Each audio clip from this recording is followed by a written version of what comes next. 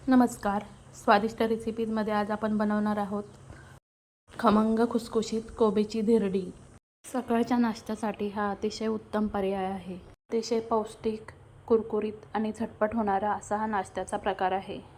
अशा पद्धतीने जर कोबीची धिरडी केली तर कोबी न खाणारी सुद्धा ही धिरडी आवर्जून खातील. चला तर मग रेसिपीला सुरुवात करूया.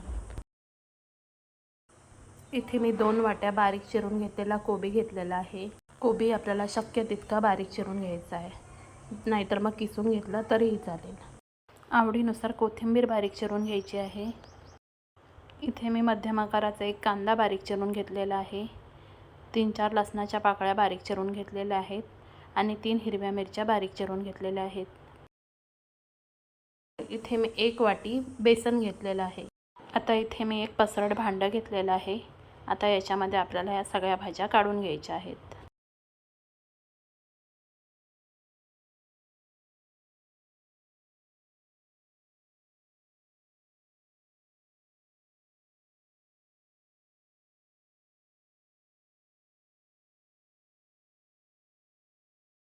आता याच्यामध्ये आपण जे बेसन घेतलं होतं ते घालायचं आहे.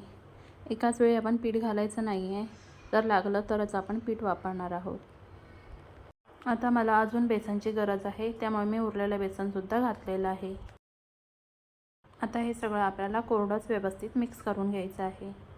आता याच्यामध्ये आपल्याला काही मसाले घालायचे आहेत. चवीनुसार तिखट मसाला घालायचा आहे. तिखटाचं प्रमाण तुम्ही आवडीनुसार कमी जास्त करू शकता. कलरसाठी काश्मीरी मिरची पावडर,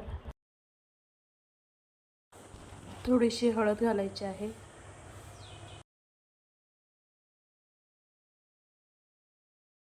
अर्धा चमचा जिरं घालायचं आहे.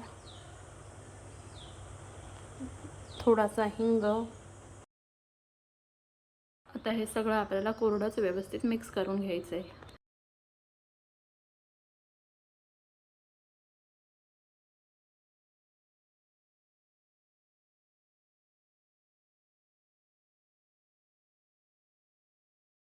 आता आपण ह्याच्यामध्ये लागेल तसं पाणी घालायचं आहे आणि याचं एक सरसरीत मिश्रण करून घ्यायचं आहे.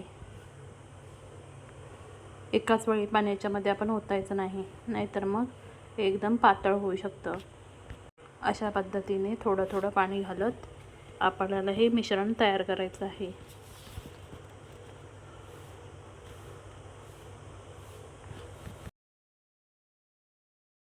अशा पद्धतीचं मिश्रण आपल्याला तयार करून घ्यायचं आहे. आता आपल्याला याच्यामध्ये चवीनुसार मीठ घालायचं आहे आणि हे मिश्रण आपल्याला पुन्हा एकदा व्यवस्थित मिक्स करून घ्यायचं आहे. आता हे मिश्रण आपल्याला 10 मिनिटांसाठी बाजूला ठेवून द्यायचं आहे, म्हणजे याच्यामध्ये आपण जे मसाले आणि मीठ घातले ते या पिठामध्ये व्यवस्थित मुरतील. आता जवळपास 10 मिनिटं झालेले आहेत आणि आता पीठ आपला व्यवस्थित तयार झालेलं आहे. तुम्ही बघू शकता, आपण जे पीठ ठेवलं होतं त्याच्यापेक्षा आता हे पीठ थोडं सैल झालेलं आहे. आता आपण धिरडी घालायला घेऊयात. त्यासाठी मी गॅसवरती तवा तापायला ठेवलेला आहे. जो घावण्यासाठी तवा वापरला जातो तो बिडाचा तवा मी इथे वापरलेला आहे. या तव्याचा तळ पसरट असतो, त्यामुळे याच्यावरती धिरडी व्यवस्थित एकसारखी पसरली जातात. तवा चांगला तापला की याच्यावरती आपल्याला तेल घालून घ्यायचं आहे आणि हे तेल तव्याला सर्व बाजूने व्यवस्थित लावून घ्यायचं आहे.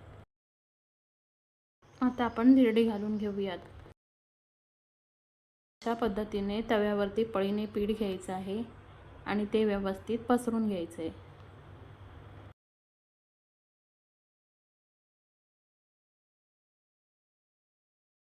आता हे धिरडं आपल्याला तव्यावरती व्यवस्थित खरपूस भाजून घ्यायचं आहे. तुम्ही बघू शकता, धिरड्याचा कलर वरून सुद्धा थोडासा बदललेला आहे.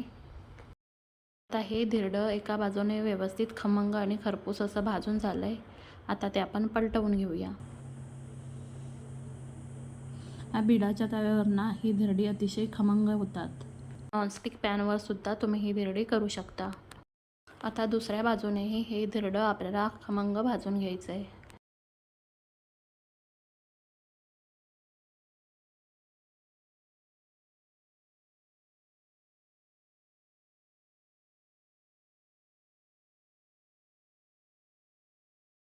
आता दुसऱ्या बाजूनेही हे धिरडं व्यवस्थित भाजून झालेलं आहे.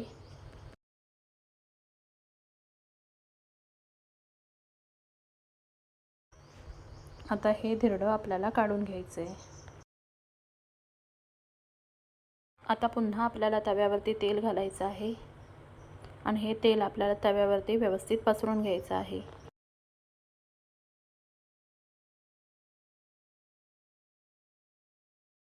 आणि आता ह्याच्यावरती पुन्हा आपल्याला धिरडं घालून घ्यायचं आहे.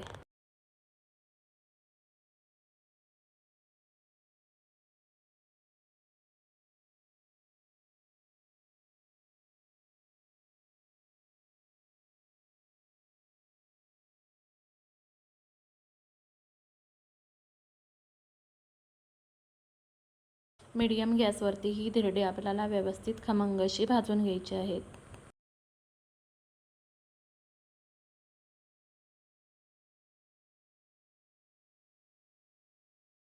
आता एका बाजूने हे धिरडं व्यवस्थित भाजून झालेलं आहे.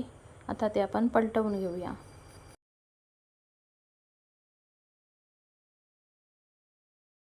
आता दुसऱ्या बाजूनेही हे धिरडं आपल्याला खमंग असं भाजून घ्यायचं आहे.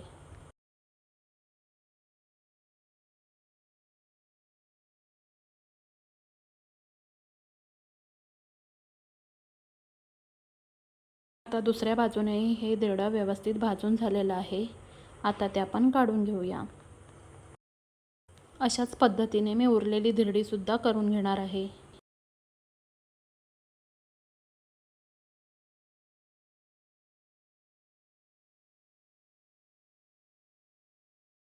आता आपली सगळी धिरडी करून झालेली आहेत. आता ती आपण सर्व करूया. टोमॅटो सॉस किंवा पुदिन्याच्या चटणीसोबतही ही धिरडी तुम्ही खाऊ शकता. लहान मुलं जर कोबी खात नसतील तर अशा पद्धतीने धिरडी केली तर ती नक्की खातील. एक नाश्त्याचा वेगळा प्रकार म्हणून सुद्धा हा पदार्थ आपण करू शकतो. अतिशय चविष्ट आणि पोटभरीचा असा पदार्थ आहे. तुम्हाला ही जर माझी रेसिपी आवडली असेल तर व्हिडिओला लाईक आणि चॅनलला सबस्क्राईब करायला विसरू नका.